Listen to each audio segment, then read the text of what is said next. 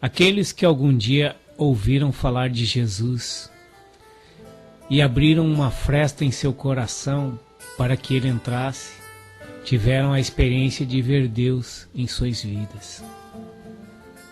A experiência de Deus não acontece de maneira semelhante para todos, mas todos viemos de um exílio, de uma prisão em nossos sentidos, que nos levou a uma série de prisões que nos fizeram cativos em terra estrangeira. Nosso mundo é nosso cativeiro. Nele procuramos um caminho, um sentido de direção, uma verdade que nos retire de nossa abstração, dessa fome de infinito que nos devora a alma, e todas as adversidades que nos colocam impotentes diante de uma realidade desconhecida que temos que enfrentar e explorar. Aprofundar de maneira consciente o sentido de nossa existência constitui em se entregar ao desafio que é buscar e se entregar a Deus.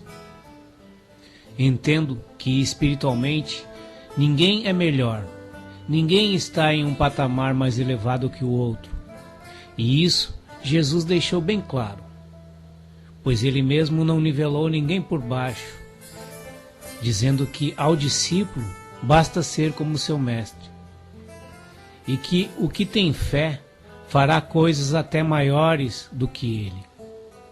Mas precisamos entender que nem sempre podemos ver essas maravilhas com nossos olhos naturais, e também que se tratam de coisas espirituais.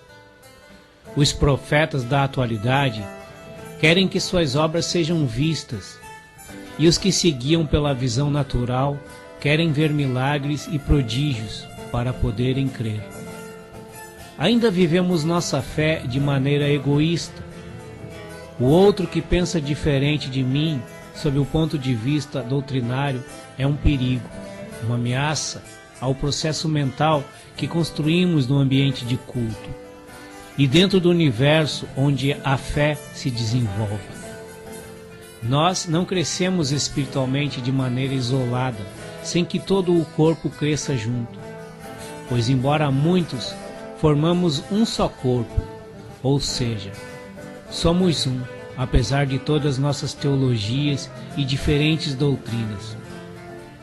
Talvez se compreendêssemos mais profundamente a unidade do corpo de Cristo, não teríamos tantas denominações, e cada uma delas surgiu de alguém que em um determinado momento se sentiu mais inspirado, mais obediente à vontade de Deus. Não podemos ver com olhar crítico essa construção e desconstrução do edifício espiritual, contanto que o nome de Jesus seja a tônica referencial no ambiente que se cultua. Não quero semear a cisânia, mas tenho o direito de questionar, mesmo correndo o risco de passar pelo crivo da moderna Inquisição evangélica. Será que estamos agradando a Deus? Há diferença entre dividir e multiplicar. Se multiplicar igrejas não for dividir, então, glória a Deus, aleluia! A maneira como adoramos é particular, mas os verdadeiros adoradores adoram em espírito e verdade. E creio que adoradores não são como os soldadinhos de chumbo, dizendo amém a tudo, sem conhecimento de causa. Caso contrário, podemos nos frustrar e sentir que de alguma forma somos enganados. Se formos analisar a vida de Jesus, ele foi crucificado pela igreja de seu tempo. Foram os mestres, os doutores, os puros que o condenaram.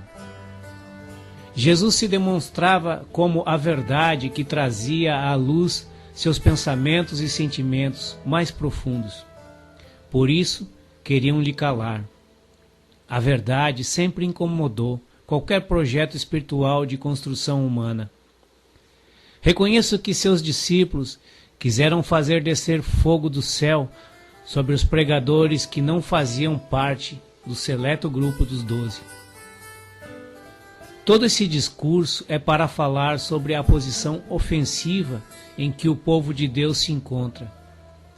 A abertura a outro que pensa diferente não é um coeficiente de fé. O outro é alguém que espelha meus demônios. Ele que se vire, eu estou com Jesus no meu pedestal de santidade. Na minha congregação, somos os mais santos, os que mais perceberam a vontade de Deus, e por isso mesmo tudo que é produzido e pensado fora dela tem raízes no mundo, com a supervisão do inferno. Nós aumentamos a terça parte dos anjos caídos quando vemos o demônio apenas no outro, nunca em nós mesmos. Os fariseus eram especialistas nessa dissimulação. Por isso que Jesus foi tão incisivo quando disse que se julgássemos quem quer que seja, estaríamos julgando a nós mesmos. Nossos critérios são sempre de juízo condenatório. Se sabemos que alguém está mal, já temos uma lista de prováveis pecados e defeitos. E como os apedrejadores da mulher que foi apanhada em adultério, pegamos nossas pedras para lançar sobre os pecadores. Por falta de conhecimento, o povo se corrompe. Por isso surgem líderes corruptos em todas as áreas de construção do homem, inclusive nas igrejas. A igreja é feita de homens, e Jesus parece ter predileção em escolher os piores para pregar sua palavra.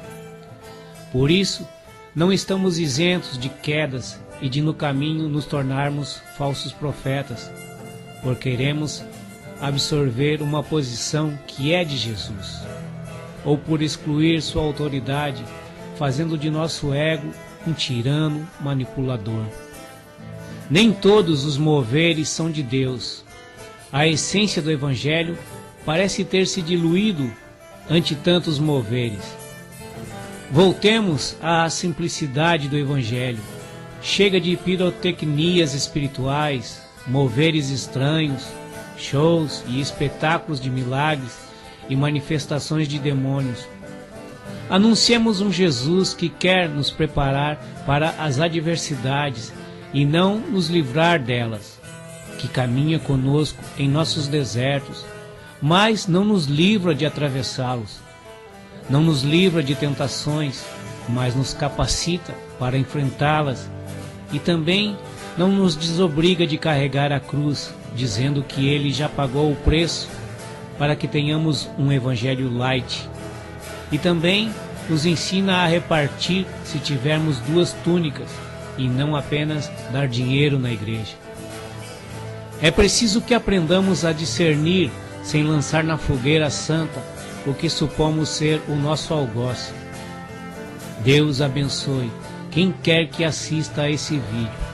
E se julgar que estou errado, sou apenas um homem tentando crescer, e não quero que nenhum homem determine como devo crer e o que devo pensar, pois foi para a liberdade que Deus me chamou.